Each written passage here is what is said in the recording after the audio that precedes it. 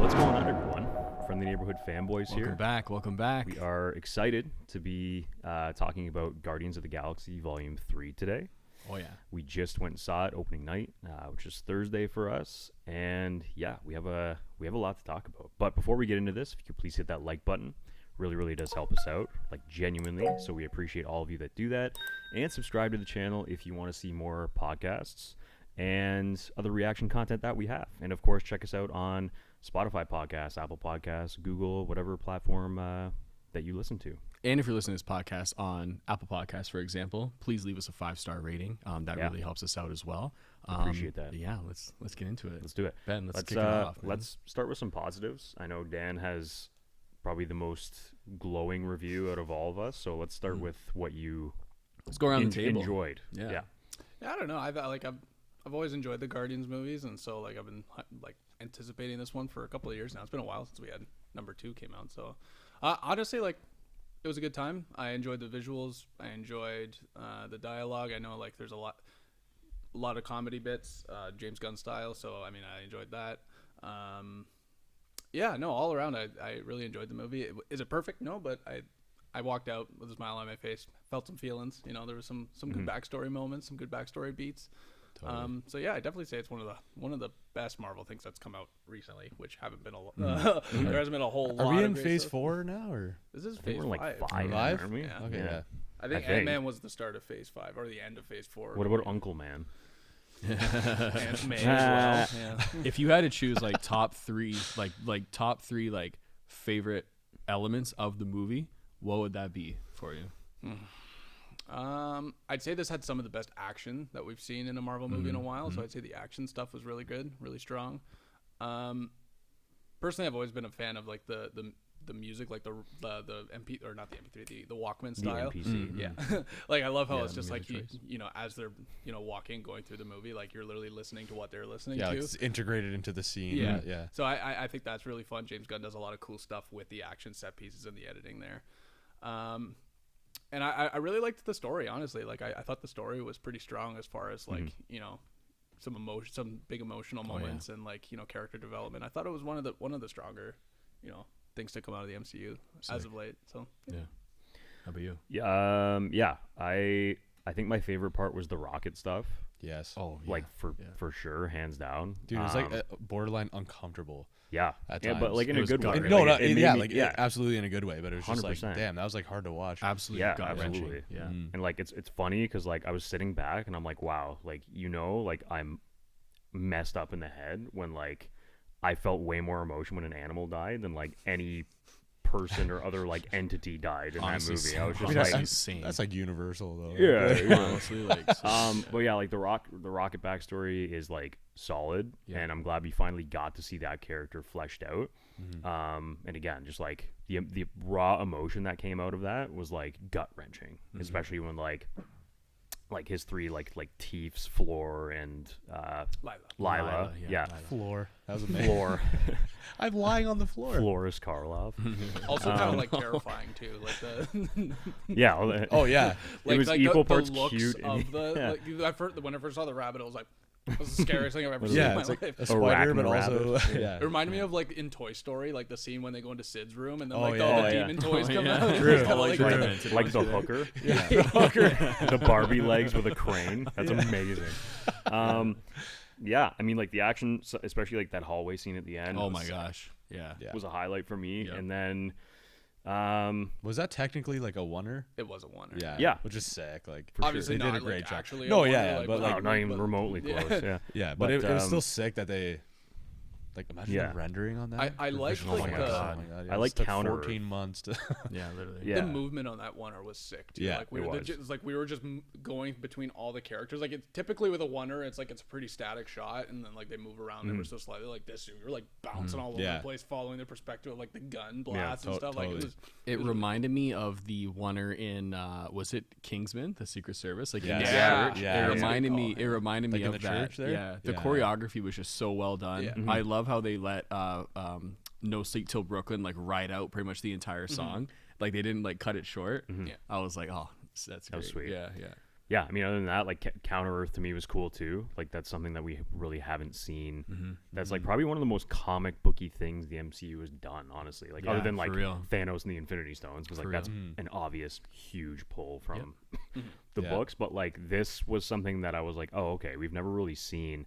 Like we see that in DC a lot with like Earth 2 and like, you know, all the multiple Earths and stuff in the books at least, or like even in like the Flash show. But Yeah. this is the first time we've seen something that vicious from Marvel, and also like something as dark as eliminating all that life on the planet and like Yeah. killing them and stuff. Yeah. After showing like the humanity, obviously they're animals, but like their humanity and like how they're operating as basically the exact same civilization as like regular Earth. So I Right. thought that was cool. Cool. Nice. How about you? Highlights for me, all the rocket stuff was phenomenal. I love how they treated the main villain throughout the entire course of the movie, building him up and not underusing him at the end. Like his death scene, like was a big payoff. I think it looked great visually, especially at the beginning of the movie, like inside nowhere. I just like love the design of everything. I'm like not a huge Guardians fan. I didn't even see like the second one, so like I wasn't super invested in the story, so I don't really know what happened beforehand. But you know, kind of being thrust into the world, I think they did a really good job, kind of like bringing you in.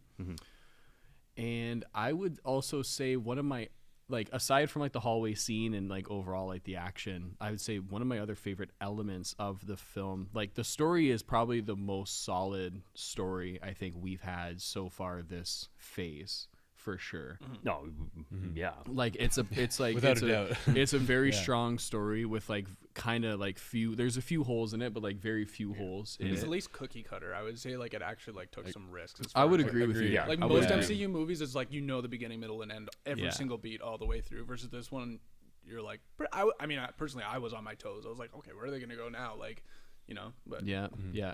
And then I also, one thing I really enjoyed, I appreciated how the Guardians split up. I think that was really, I think that was handled very well. You know, Star-Lord is like leaves, Mantis leaves, and then kind of leaves everyone. Gamora, I really like how Gamora didn't like rejoin the team or like rekindle the yeah. love with I'm glad, Star-Lord. 'cause I that would like have been very predictable. And, exactly. that whole bit too, when she's like, when Gamora is talking to Star-Lord, and like Star-Lord's describing old Gamora, and it's like, it sounds more like Nebula, and then he looks at Nebula with like googly eyes, and then he's like, I never noticed how black your eyes are, and Yeah, she's like, Thanos chose a pretty set or something like that. He says, right? it was used Yeah. as a torture method to take out my eyes. Like, well, he chose a pretty set. Yeah. I thought that was a pretty good bit. I like that. But no, yeah, I like how they ended everything. You know what I mean? It leaves it open, but not in like a very obvious openness in a way. Yeah. I like how Rocket takes on the Guardians. I'm pretty sure Drax, did Drax go with Mantis or did Drax stay at nowhere? I think with he's the kids? he's staying at nowhere. Yeah. Yeah. I think Drax, towards the end of the film, when they kind of focus on him, like, you know, his talent being a father, I think that was a great character moment for him. I And like that too. I Yeah. like how they ended that, right? So I would say those are my highlights. What would you think? Sweet. No, yeah, I agree with all that. For me, it was like, I think the fact that James Gunn wasn't scared to make this a little bit darker, because as we know, the Guardians, they're pretty like fun and lighthearted and stuff. But then, you know, there were a lot of visuals, and like Rocket's story overall was pretty dark for the most part. Like, well, actually, all of it was dark. But then even like with the villain at the end, like when they like peeled the face off, and it's like that was a striking visual of like, holy crap, like he was not scared to show all of that. And then kind of I think I don't know if you mentioned it in this podcast, but when we were talking about it before, Dan, you said that there was actual risk with the characters. Like, you didn't know what was going to happen. Like they could have just like cut off anybody from this film. So like, I think in past podcasts we've said like, oh, you know, there's not stakes, there's not this, and like it kind of felt like some of the characters actually had stakes and could have just been like. I mean, they didn't, but you know, it felt like yes. that's like what I was saying too. It felt was like a decent illusion for sure. No, they did a good job making you feel Yes, for them. and so I think we can agree that maybe they should have, for like the emotional beat of like, okay, we lost somebody, like, let's feel that. And I get it, they're trying to go for the more lighthearted approach. However, like you mentioned, it's like it felt like, okay, maybe they might. I thought Drax was gone for sure. Yeah, I thought like out of all of them, I thought he was the Yeah. most likely to bite it between, because like we know like Dave Bautista's been very vocal about not wanting to do Drax anymore. So I was like, this would make the most sense because he's like, he gets Yeah. to be a father and save the kids, but they didn't go that route, which is fine. You Like, thought? whatever. I thought Drax would have been safe the entire time. I didn't really see anything story wise that would have hinted that he would. And there was be nothing gone. story wise, honestly. Like, but I was just thinking in my head, just like out of all of them, like he would make the most sense because he has like, I mean, they all have really sad backstories, but I mean, like his backstory with his wife and kids. So like, if he died saving all the kids, that's like his daughter or whatever. Like, I don't know. That's where I thought it was they going were gonna to. go that route, but like, Yeah. Again, it's like I agree with you. They didn't really do anything in the story. It's just kind of like that backstory. Would have been more powerful probably if they Yeah. did it that way. Mm-hmm. Yeah. Overall, though, I thought it was really, really well done. Definitely, I think probably one of, if not the strongest, like I said, films of this phase for sure. Because this phase has been way up and down. It is a nice palate cleanser from Ant-Man for sure. Yeah. You know, and that's this movie's a perfect example of how you treat a villain. And the stakes were high, but the stakes did not involve the entire Marvel universe. You know what I mean? It was a contained story for the Guardians, but the stakes were high. You know what I mean? There was big stuff that was happening.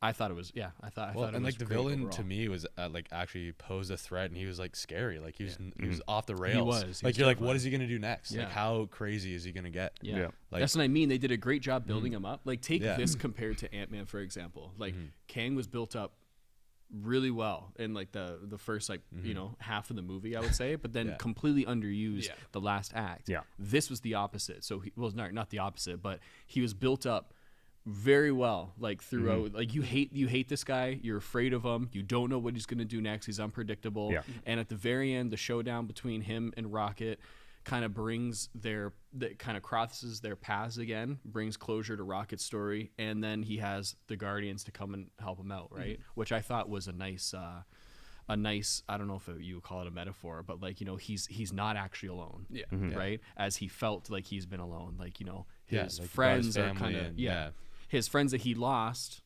like the other test subjects that he lost are kind of reincarnated in a way with the Guardians. Like, he's found Yeah. friends otherwise. So I thought that was a powerful Yeah. moment that all the Guardians 100%. came. And he to has take that him out. redemption, like saving the rest of the animals and stuff.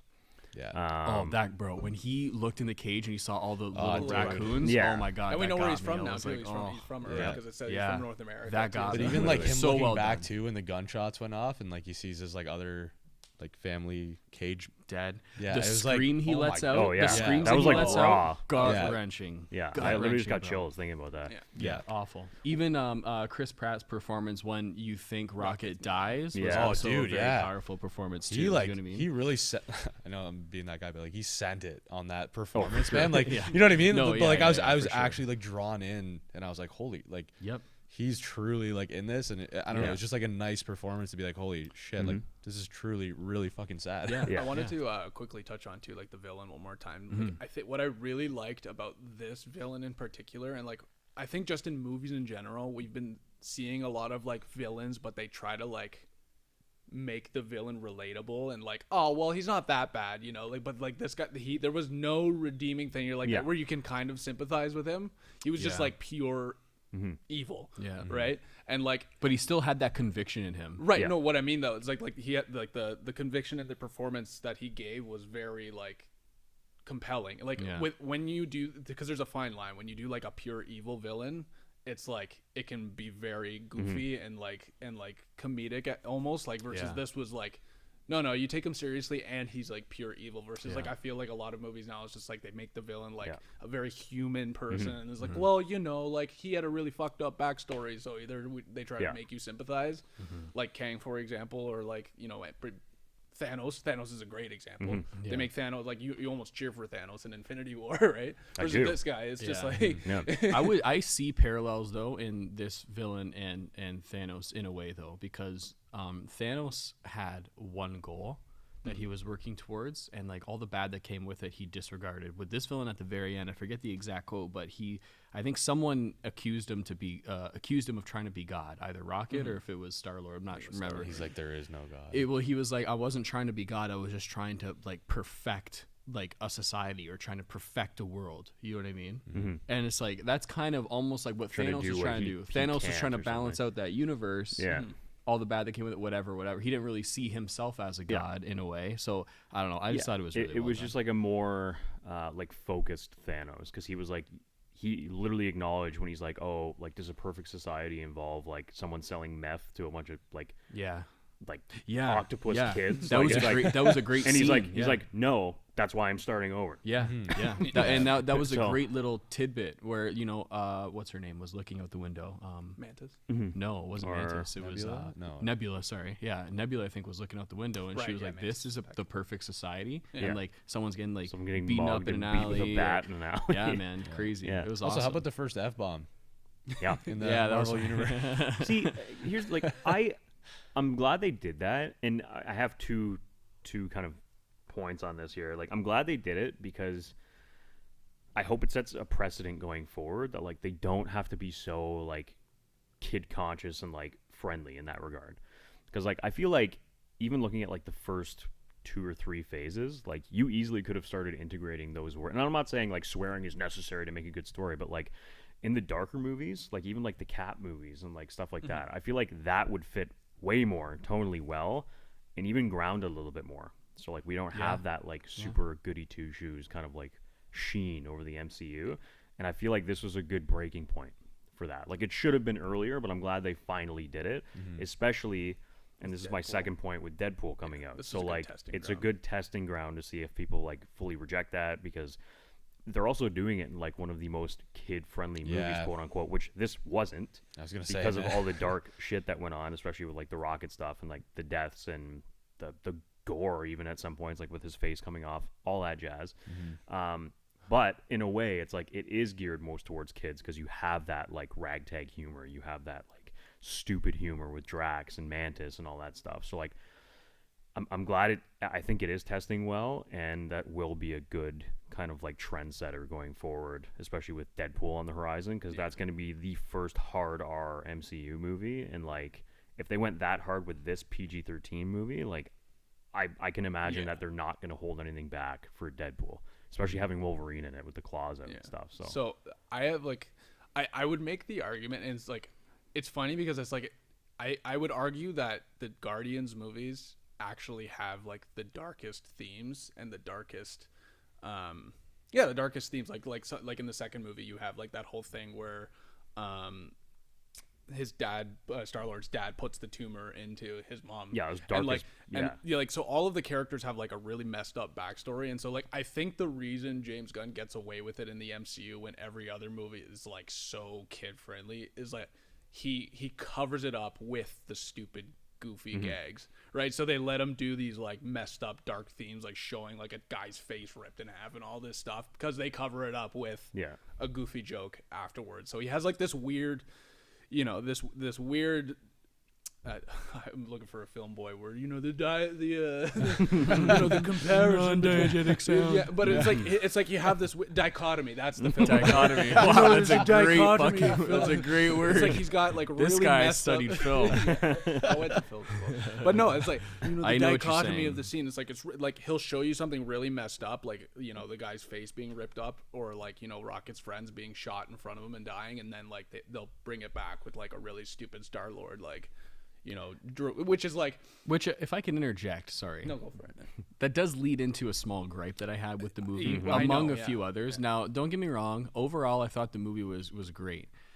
I felt, though, that tonally, the movie was kind of a little bit all over the place. And for me personally, I don't know if you guys felt this way, but I mean, having like a really emotional and like gut-wrenching scene with Rocket's backstory, cutting like almost instantaneously to like a Drax joke, which they did once or twice, like it kind of pulled me out a little bit, and like it kind of stopped me from being like 100% fully invested the entire time. I actually found myself like looking around the theater, kind of like in like a like kind of getting like a little bit like antsy, little like frustrated with it. outside of the Rocket stuff, because the Rocket stuff was what I really wanted to sink into.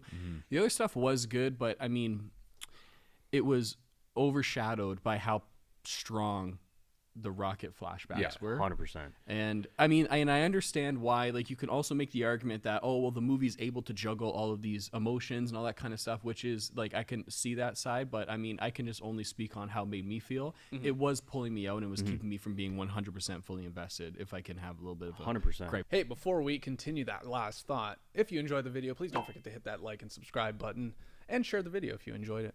with that. I get that. You know what I mean? Yeah, argument and like 100%. one of my things too is like, I'm gonna preface this with like, yes, I know the characters of the Guardians themselves constitute that kind of humor, but That's I where think it came it from in was the MCU. so repetitive, so overused. Which is fine. I just didn't laugh at a lot of the jokes. but that's what I You know mean, though. It's like, and some things would hit, and I would like laugh, but then they, like, I feel like there doesn't have to be a butt end to every joke. Like, to me, it was like, oh, there's a comedic moment, or like that scene was really well timed comedically, but then the scene extends for another 30 seconds of another character having to validate what that character just said, and it's like, or invalidate it for that matter. So it's like, you know, Chris Pratt says a joke and it's like, ha ha ha, and then the audience sits with it and like you hear everyone chuckle, but then, you know, it cuts to like Gamora and she's like, you think? And it's like, yeah, Yeah. those kind of things. I'm like, I didn't need that validation, it but that reminds- happens after every joke. Yeah. Like, I implore everyone when we watch this movie eventually again to like look out for that, and it's literally after every single comedic beat. And it's like, why are you? they hold You too know, long. you know on those the joke. Family Go Guy away, skits yeah. that just like keep going for too long, like on Yeah. purpose? That's what it kind of reminded Exactly, me of, yeah. and it's just like That okay. really pulled me Except out, because then except I'm unintentional. sitting there like, oh god, like Yeah. they had it. It was right there, and yeah. I'm like, I because hear we like all of us genuinely laughed at a bunch of things, and Yeah. I was like, well done, good Yeah. job. And I think in the past too, like we've had gripes about the MCU humor of like, okay, but this one, like I actually genuinely laughed Yeah. at a bunch of jokes, but then like you said, it was like sometimes I was Yeah. like, okay, just exactly, cut it. just let it die, and then like, yeah, or let it land. yeah, Just yeah, like- exactly. Yeah, let it land. Let it land by letting the scene die. Yeah. and cut away. So Yes. like, and let a character die too, just to, you know. and that too, that'd be a good thing. Sorry, No, they can't do that. No. Like, and like going back to like the Drax thing for a sec, like I get obviously that him and Mantis are like the like stupid characters in a sense where like they're always doing stupid things that get them into a, you know, kerfuffle, I'll say.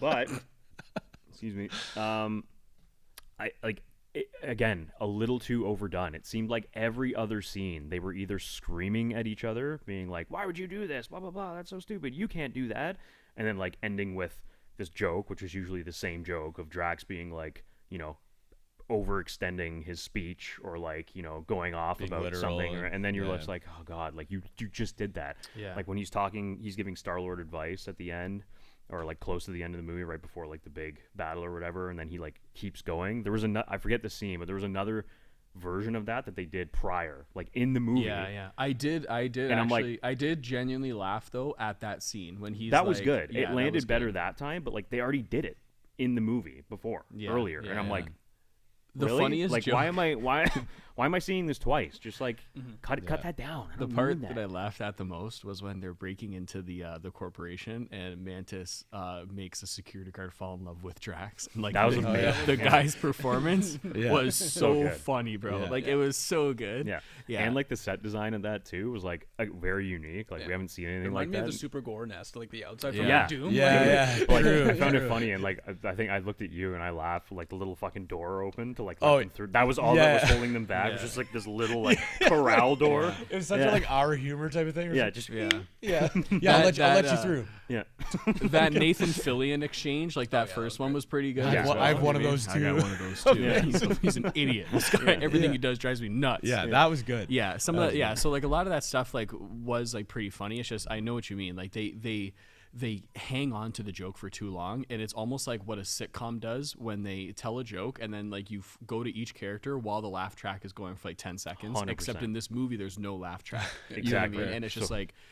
The other thing that kind of bothered me a little bit was, for the most part of the movie, even though it ended in a place that I liked, the Star-Lord Gamora confrontation relationship was very kind of like, it was surface level jokey, but I feel like what happened in the character's past shouldn't have been like made with such levity. You know what I mean? Like the only thing that bothered me, like to kind of keep going on with the joke, like when they're in the elevator and they got the girl at like gunpoint, and he's like nonsensically like just like talking in circles about like the history of like why he's upset with like Gamora and all that kind of stuff. I was like, all right, It's borderline creepy at like some points. well, not even that. It's just like they like when they're breaking into the thing, he like in the corp, he's talking about it. When they're in the elevator, he's talking about it. It's just like, okay, we understand. Like it's just repeat information that doesn't actually go anywhere. Yeah. Now it was kind of saved for me because of the way the relationship ended at the very end, but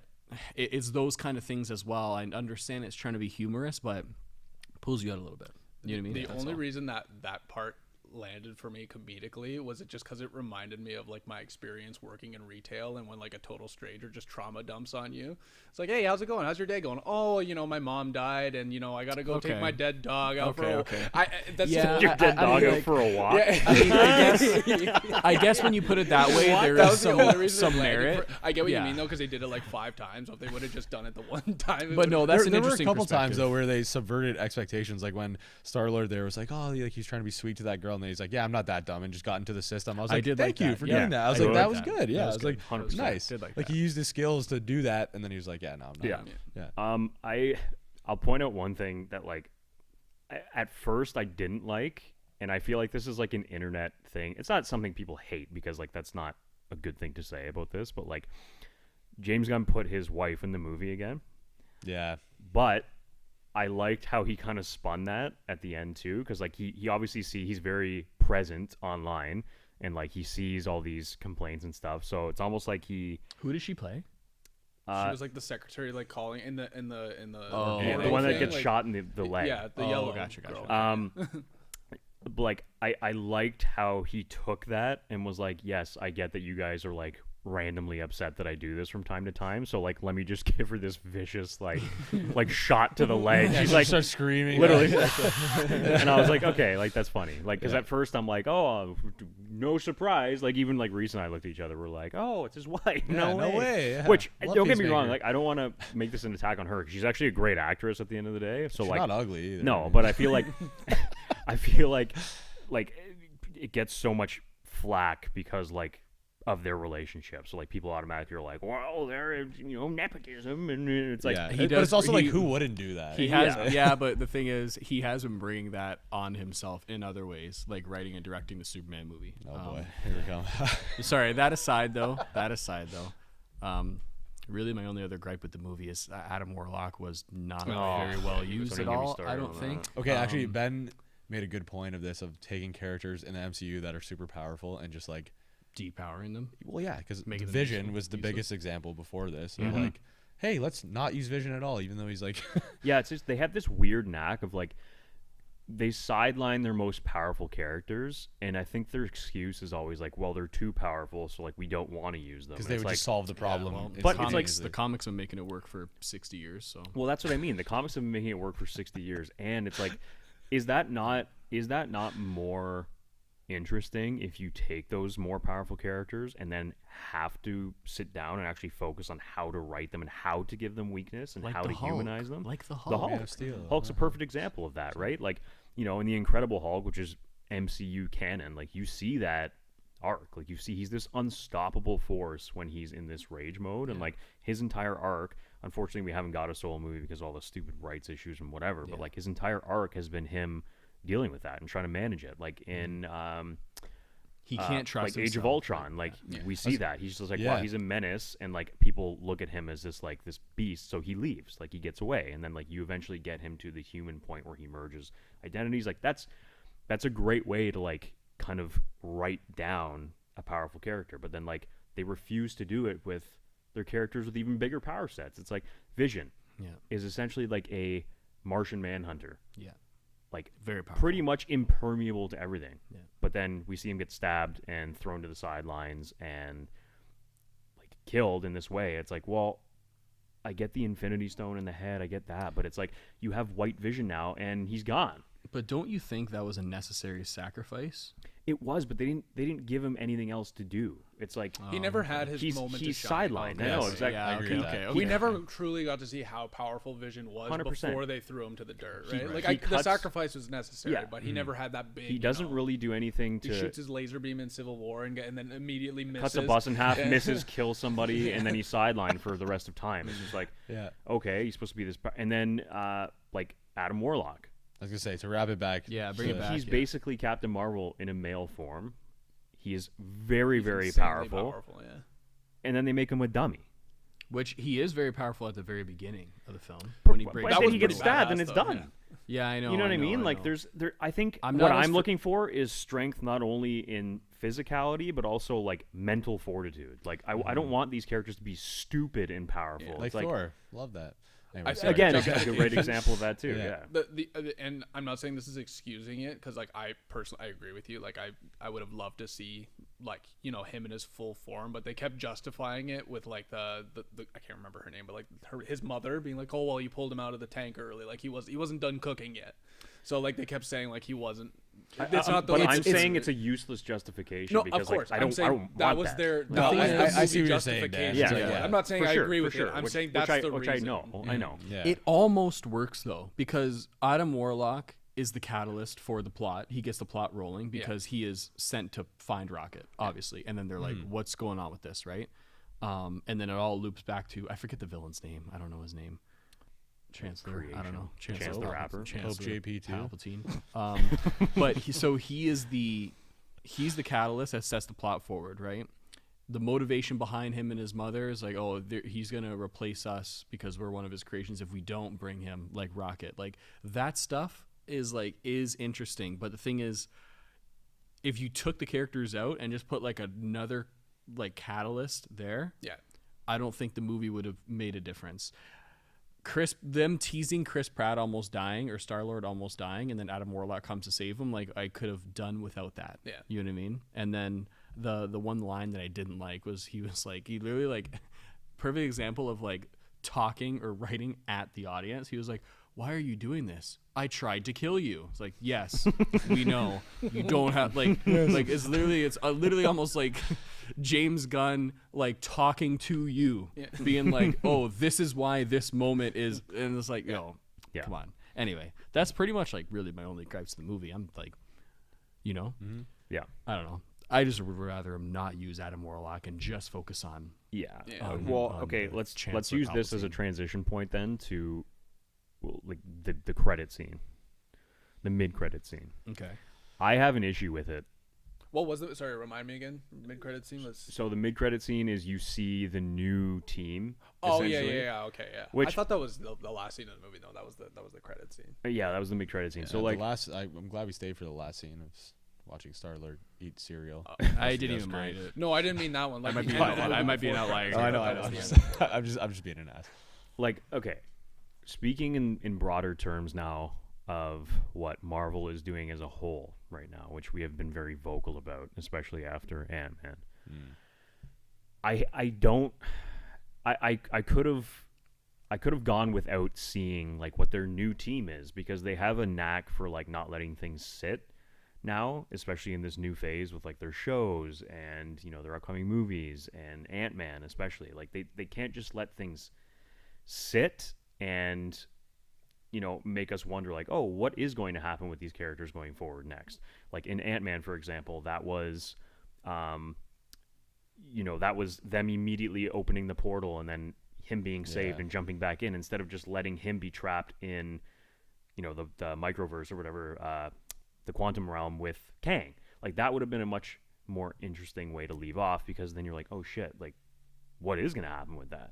Is that going to lead into the movies going forward, the Avengers movies, whatever? But no, and it's a just like noble sacrifice, instantly too, saved. yeah. Oh no, we're trapped. Portal opens, they're saved instantly. It's like this was the same kind of, not obviously the same idea, but the same kind of bookend to me, where it was just like, okay, like we just had this great send off, everyone's saying bye to each other at the end, and then it's like quick cut to like the new team. It's like, hey guys, look, like we have Adam Warlock, we have Rocket, we have This Groot, random we girl have, with an and eye. then that's what bothered me too. It's like, here's this random girl, you have no idea, you don't know who it is. She weirdly has Captain Marvel-ish powers from the looks of it. It's like, you left me with more questions than answers, but in a way of like, why am I caring about this scene now, other than the fact that it's like, hey, the team lives. Yeah, and like Because you Rocket's know the they're going to captain do now. other things with it. They're leading the Young Avengers, which no one wants. Like, they've introduced all these younger characters. It's like Kate Bishop was actually cool, but like then you have like Kamala Khan, and you have, the tease that and in Wakanda Forever with like the new T'Challa basically, and like there's all these seeds being placed, but like, but you're not exploring the characters that are already there that people are wondering like, where they are. Where's Kang? We haven't seen Captain America. We haven't seen Sam Wilson. We haven't seen the new Falcon that they set up ages ago at this point. Like, there's a ton of, like, main characters that we want to know the whereabouts of, or, like, what they're up to. And, like, again, this is just more my opinion at this point because I'm fucking ranting. But, like, I just, give me something to care about, or, like, leave it on a note that is more, like, like I'm wondering what's happening to these people. Like, it's a sense of wonderment. Like, oh shit. Like, I think what you're what's saying gonna too happen? is like it would have been a better payoff. Like if let's just say they ended where they all split their ways. Mantis walks into the sunset. Nebula stays and rebuilds nowhere or whatever. Everybody walks their separate ways. It would have been a much cooler payoff. Yeah. Like the next time they appear, that they just like the theme plays and then they appear and it's like, oh, here are Yeah. the Guardians, guys. Or, Here's or your if, new Guardians. Or if they appear in like another movie, like in a Yeah, side, and you're that's like, what I oh mean, yeah. shit, like There they are. You know what I mean? Like, Yeah. yeah, we didn't. You could have cut that out. That could have been cut. yeah, Honestly, I think I gotta disagree with you though. yeah. Yeah, are you talking about the Rocket scene, like when Rocket's there with like the new team and like Yeah, like in Okay. the desert. Yeah. I don't think you're supposed to be thinking all those things. I think it's just kind of, for me, that brought the moment back. Sorry, not that. That moment brought the Rocket story. Of like, Full hey, on, he's right? the He's the captain leader. now. But it's like It's they almost like tell you that he it's is him. though now. I know, but like it's just like I understand what you're saying. Like you want to see more of like the bigger characters, everything like that. They're not going to show a Sam Wilson in a Guardians of the Galaxy to show what he's been up to, right? No, I'm not. And I'm not saying that saying you're that, asking though. that. I'm just saying they gave everyone kind of like one last scene on like what they're doing. Gamora's back with the Ravagers. the Ravengers, right? Mantis goes off. Drax is staying at nowhere. All that kind of stuff. Star-Lord goes back home and sits with his grandfather.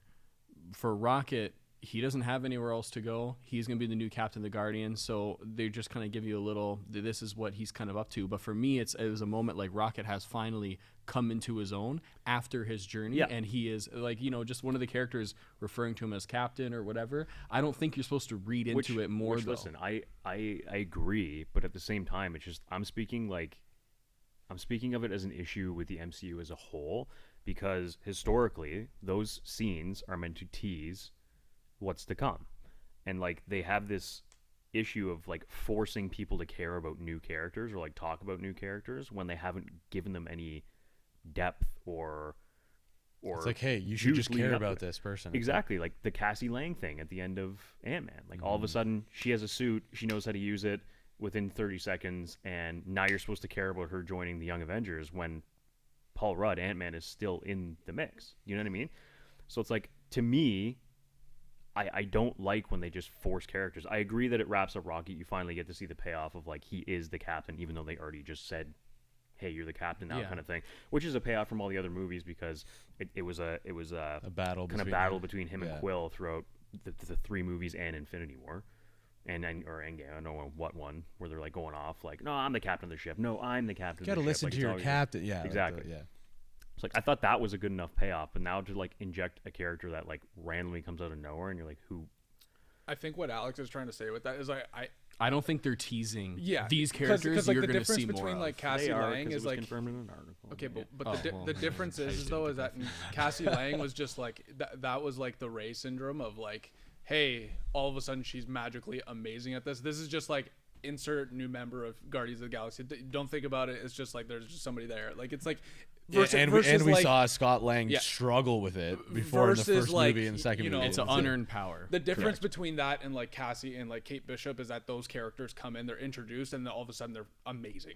And they're like, okay, you care about these because they're going to be the replacements for your old favorite with heroes. the exception of Versus Kate Bishop, I would say, because she was actually done well. Sure, yes, but Cassie Lang, awful. That example. I can see This your is just arguments, like though. this I is can just see a where you're- bookend. It's just like, hey, there is a Guardians.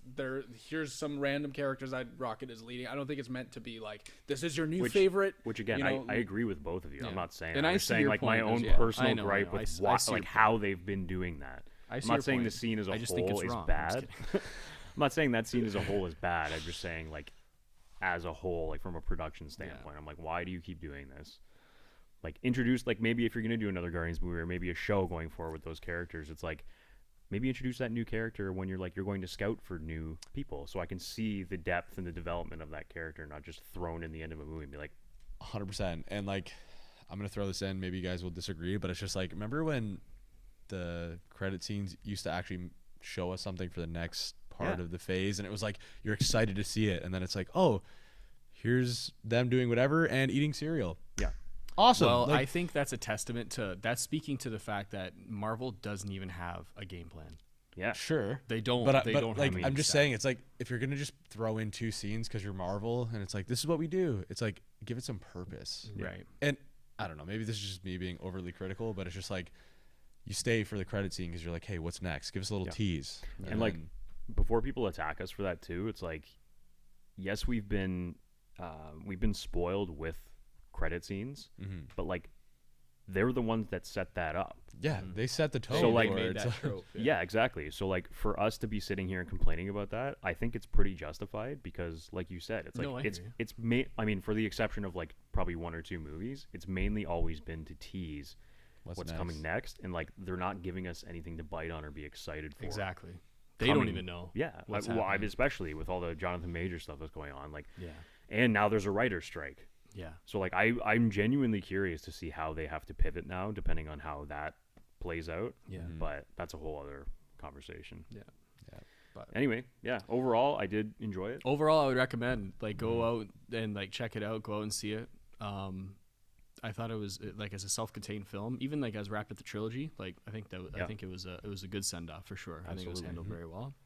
Absolutely. In terms of stuff that's coming out, like guys, we got Spider-Verse 2 coming out. Yeah. We got Blue Beetle coming Pumped for out. that. We got Yeah. Flash coming out, and then November 3rd we have Dune Part 2, which is I gonna was be gonna say, one of the best movies I've ever least seen in my favorite entire life. series. Yeah. Yeah.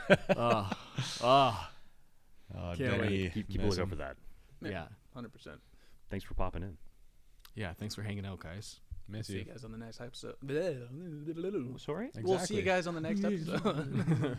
Amazing scene. You know the dichotomy of We went to film school. school.